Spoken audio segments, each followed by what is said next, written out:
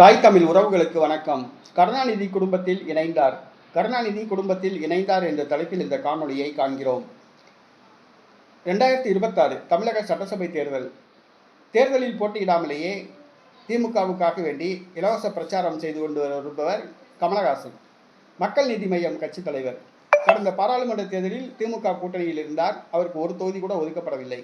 இந்த முறை திமுக கூட்டணியில் உள்ளார். அவர் தேர்தலையே புறக்கணித்து விட்டார்.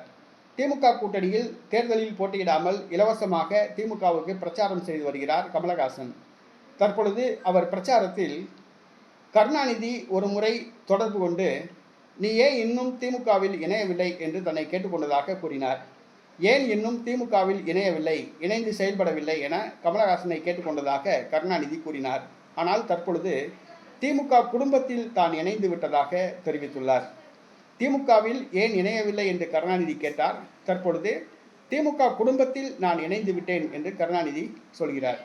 அதை கமலஹாசன் சொல்லி தெரிய வேண்டிய அவசியமே கிடையாது.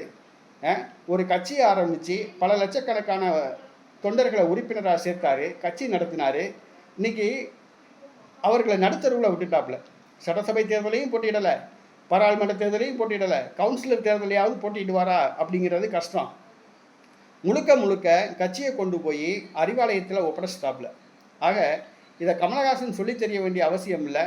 திமுக குடும்பத்தில் தான் தற்போது இணைந்து விட்டதாக கூறினார். அது 2 ஆண்டுகளுக்கு முன்பாகவே தெரிஞ்சு போச்சு. கட்சியை கொண்டு போய் அறிவாலயத்தில் ஒப்படைக்கும் போதே தெரிஞ்சு போச்சு. தற்பொழுது இவர் பழையபடி திமுக கூட்டணியிலிருந்து வெளியே வந்து கட்சி நடத்தணும்னா கூட இவர் பின்னாடி ஒரு ஆள் கூட போக மாட்டாங்க. அதுதான் உண்மை. கமலஹாசனை வந்தவங்க இன்றைக்கி நடுத்தருவில் நிற்கிறாங்க. அதுதான் உண்மை. தற்பொழுது தான் திமுக குடும்பத்தில் இணைந்து விட்டதாக கூறினார். ரொம்ப மகிழ்ச்சி.